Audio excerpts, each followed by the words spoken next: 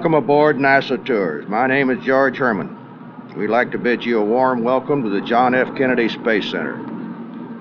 During our tour today, we'll have recorded commentary, and at times I'll stop the tape to answer any questions you might have.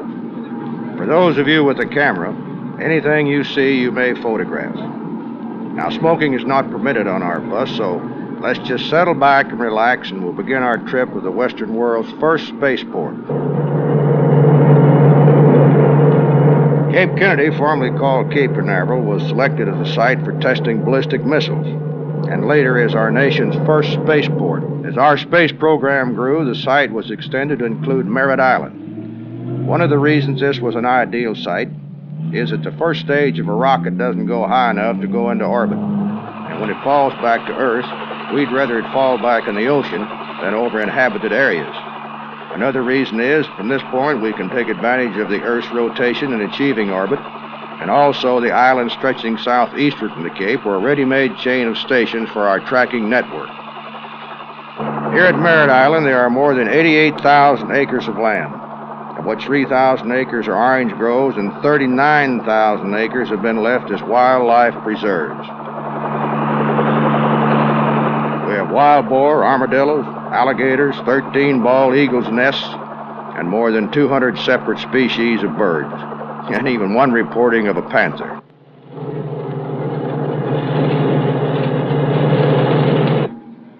The long white building on the right is the Manned Spacecraft Operations Building.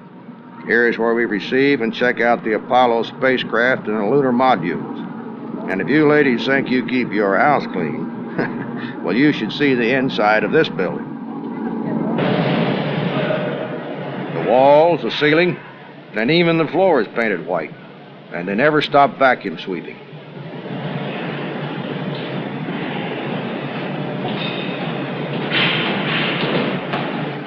If you're just entering the room, you can wear regular clothes.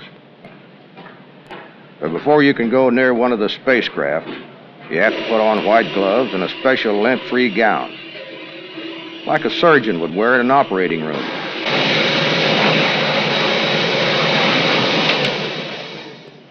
They even wash the air that goes inside the spacecraft. 97.2 microns. Okay, good. In other buildings, they assemble the scientific, communication, and weather satellites, and the surveyor spacecraft.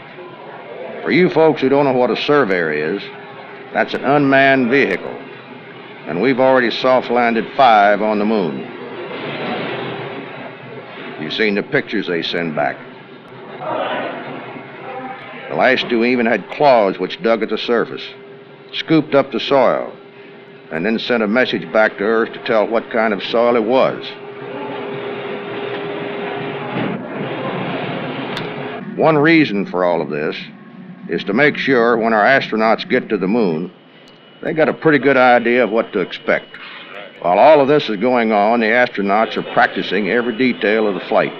To help them do this, they have a trainer that is just like a real spacecraft, where they can simulate everything from the actual blast-off, complete with sound effects, to a docking in space. Key started, and no P11.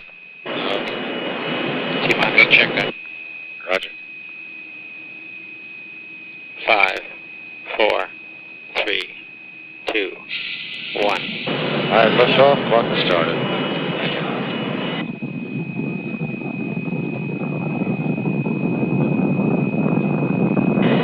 Roll commence. Roger.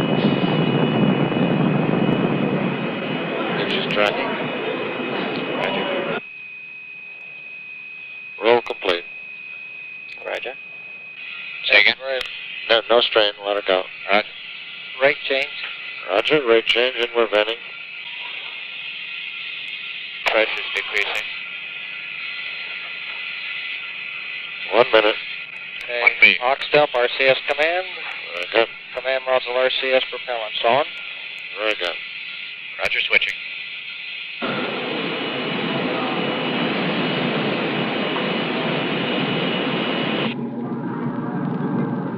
How far do you think that building is? Anyone like to take a guess? 1 mile? Anybody else? Closer to 2 miles. 1.5 miles? That's the vehicle assembly building, and from here it's 5 miles away.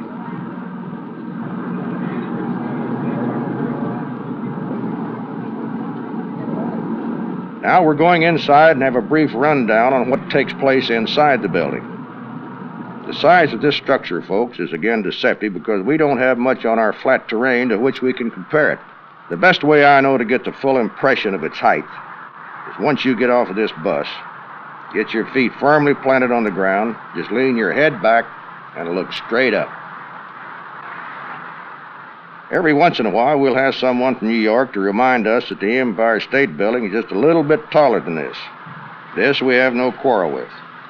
The Empire State Building about 2 times as high. However, if we cut the Empire State Building up, we could get nearly 4.5 Empire State Buildings in the walls of this one. How much did it cost? $160 million, ma'am. The Saturn V rockets you see in this building are not manufactured here. They're made in many different parts of the country, California, Louisiana, Alabama, and brought here by barge in some of the biggest cargo airplanes in the world.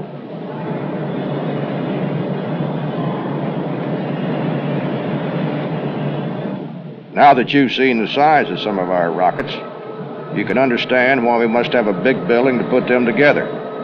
4 rockets, each 36 stories tall, can be assembled here at one time. When this building was under construction, clouds actually formed under the roof and it rained inside. The giant fans have been installed that keep the air moving so this can't happen.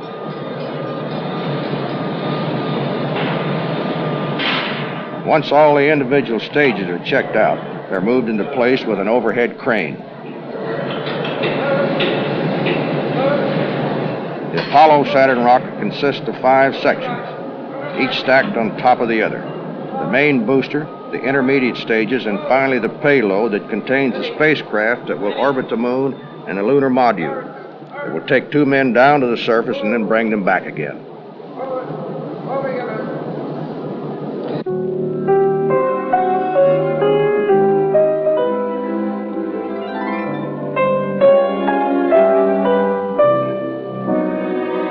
When the rocket is assembled and all the systems checked out again, they open the doors at the side of the building.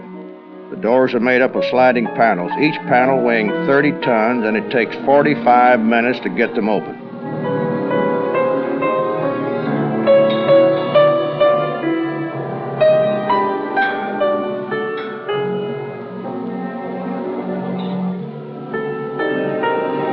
Then a large crawler transporter, which is like a giant tractor, is driven into the building and lifts the rocket, platform and all, to take it out to the launch pad. And they usually start early in the morning because it takes all day to get there.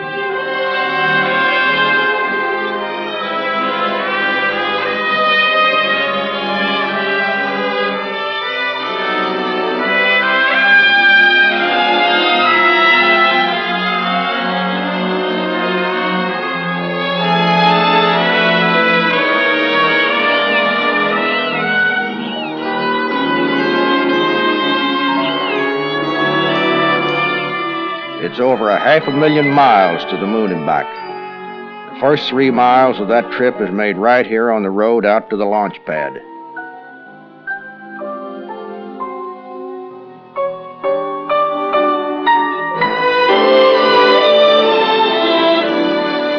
The road out to the pad isn't a divided highway, but 2 road beds filled with loose rock to help cushion the weight.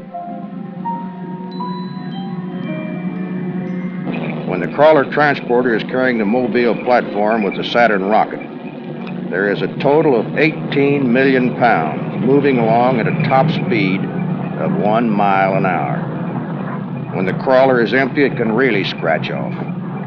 It can double its speed and go 2 miles an hour.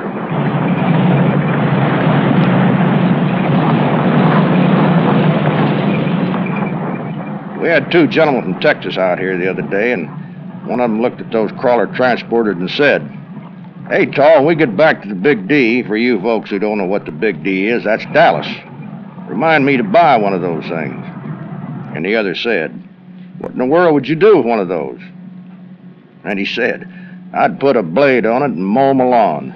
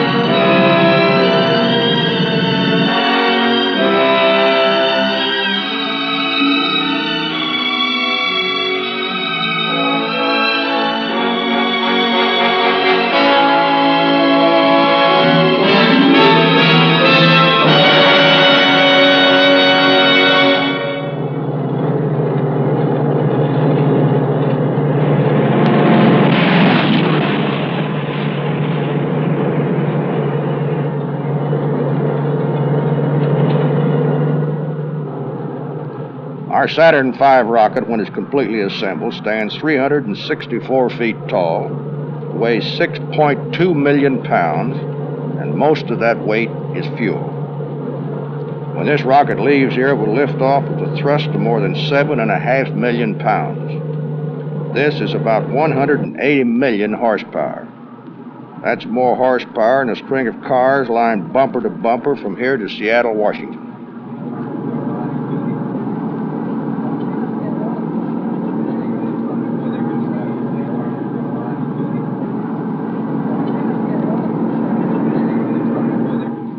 Now, from here, you can get a good view of the roadway going up the top of the launch pad. Remember, that crawler transporter must traverse this grade with the Saturn V rocket.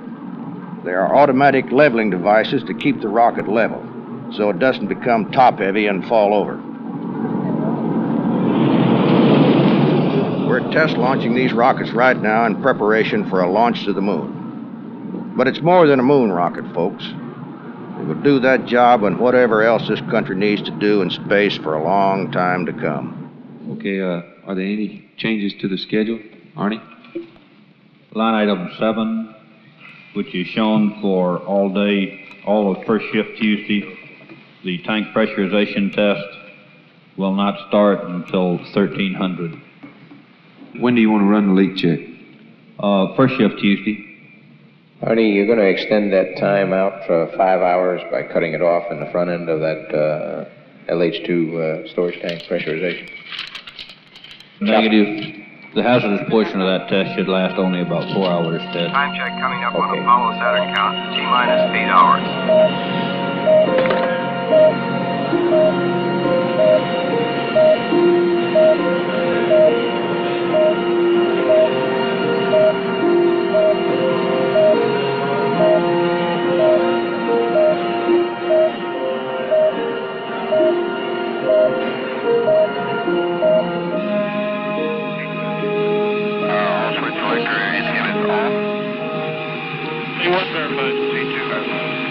C4.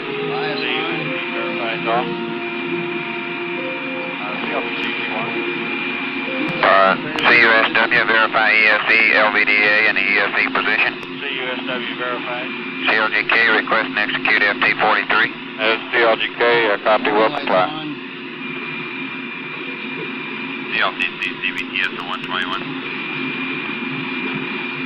TMS. Ground switch open. CLTC, TMS here. Go ahead. Somewhere here. ETMS. ETMS here. Would you start tape recorders? Tape recorder started. Okay. All personnel terminate all demons and function executors. Go ahead, CVTS. Carry on. You verify you're ready to pick up the con at T-minus 6:30 in about 13 minutes. Stand by. I'll get that information for you.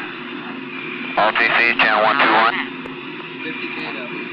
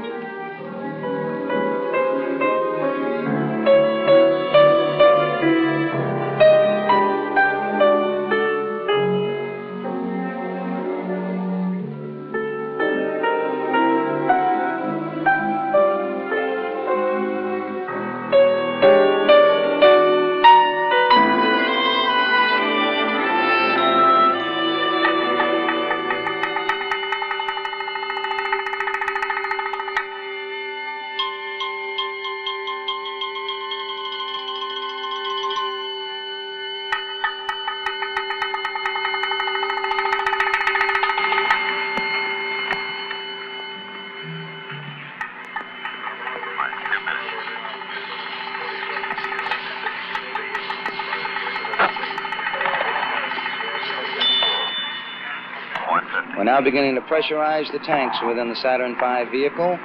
We'll pressurize all of the tanks in all three stages with gaseous helium.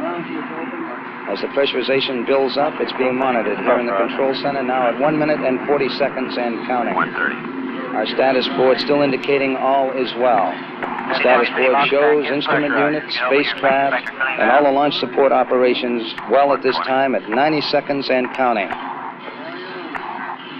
Houston Flight now confirms that they are go for the flight, as are all other aspects of the mission. T-minus 1 minute, 16 seconds and counting. The pressurization continuing within the vehicle at this time. We also have a hydraulic commit that will permit the hydraulics to drive the engines in the first stage. Liquid hydrogen tank in the second stage now pressurizing. T-minus 60 seconds and counting. Our status board still shows we're go at this time. T-minus 50 seconds and counting. We have transferred to internal power. The transfer is satisfactory. The 6.2 million pound Saturn V launch vehicle now on its own power at 38 seconds and counting. To repeat, the ignition sequence will start at 8.9 seconds. We'll be looking for liftoff at 0.